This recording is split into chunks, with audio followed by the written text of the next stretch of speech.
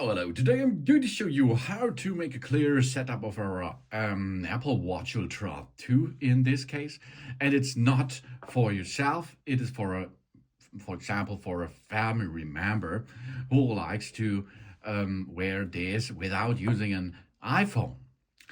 How we perform? First, we go to the Watch app. Then we start the pairing process with Start Pairing.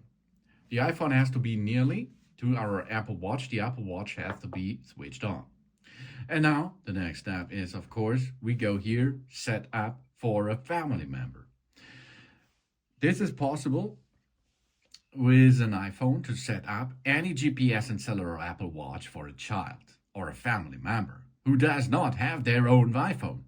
We can use the Watch app on our iPhone to manage settings for a family member. The Apple Watch see their locations and using the Find My app, set approved contacts for calls and text and more. Let's continue and get an information about the data and privacy. We can go to continue.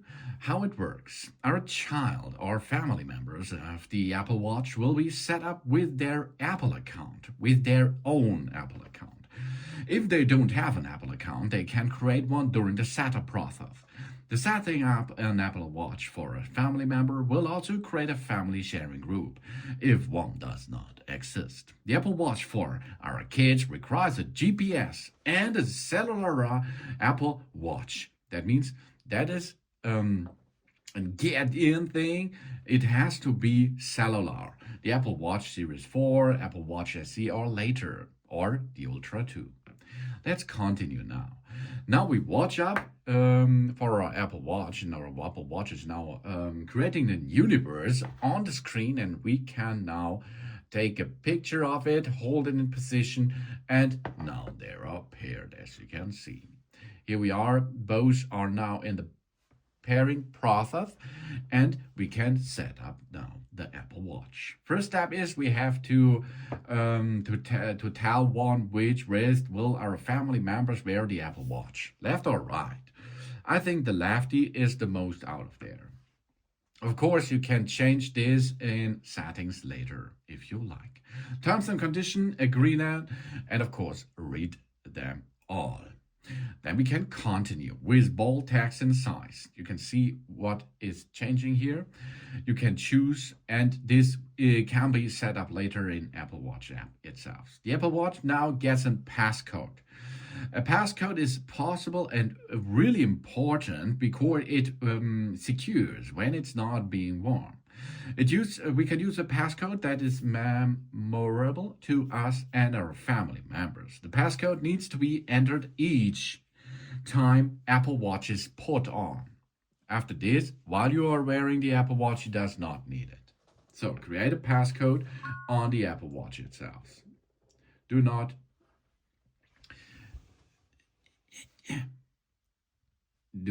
use such an easy code like mine. Okay, you create a better one, of course, because that's safer. Now, the family member's Apple account. If this person already has an Apple account, they can use it to sign in to this Apple Watch. Family sharing will be set up for us and our family members so we can share location, purchase, and more. We will become the family organizer, and this person will join our family. Our family will also get the ability to help locate each other devices. So, we can create a new Apple account for our family members, or we use an existing account. The Apple account, the Apple ID, is for free because such devices are expensive enough, isn't it? So you have, for the Apple ID, you will need an email address and a password. This is not the same as you use to unlock your iPhone or to unlock your Apple Watch, of course. If you create this, you can use an existing Apple account, or of course you can create it. And now you have to enter this. We ask our family member to sign in. Now we have to enter our email or phone number here. And after this, the password. And then we can go to continue this process of the setup process itself. After you sign in into the Apple account of your family member, not your own, Apple account, of course. We can share locations with the user. We use location sharing so that we and the owner and the wearer can view each other's location in Find My and Messages and how to locate each other's device using Find My. We can change this, of course, later. If we choose to share a location, the wearer will receive an invitation to share a location with us. Of course, share this, babe. That's a good thing because often it is your kid who's wearing the watch. And that's a good thing, huh? Isn't it? So now we sign in the Apple Watch to the owner's or the wearer's Apple account. This is the same terms and conditions we have to log. This takes a few minutes if your internet connection is not so proper. But after this process, we can continue with the setup process itself. And in a few minutes, we will have to can use this new Apple Watch Ultra to sign in the watch into the Apple account of the wearer, not of the owner. This may take a few minutes. Now, of course, it's looking for a cloud backup. Because if your family member has a backup, you can, of course, set up this by using this backup.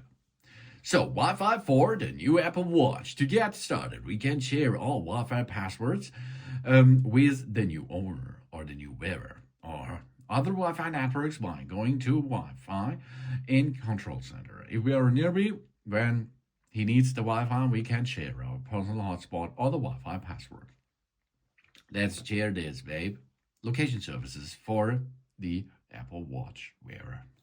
It means the location services allows the watch face, maps and other apps to gather and use data indications of the wearer's approximate locations. Enable this, of course.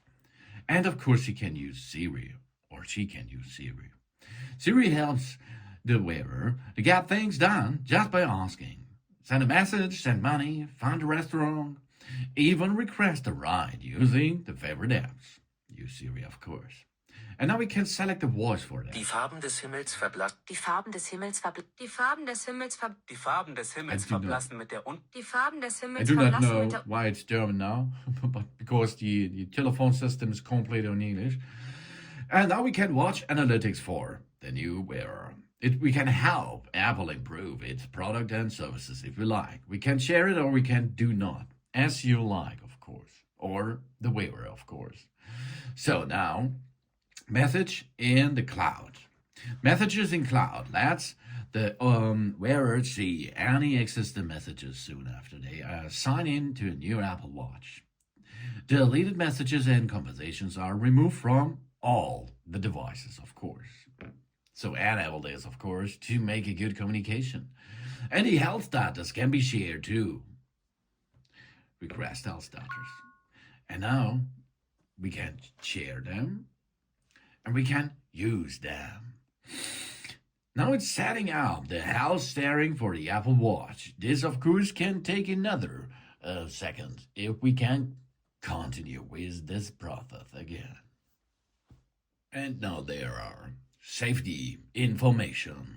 Because our Apple Watch can help us in an emergency situation. For example, the wearer can hold the side button to call emergency services and notify emergency contacts. And we have a fall detection during workouts. The Apple Watch can call emergency services if it detects a hard fall and helps is needed.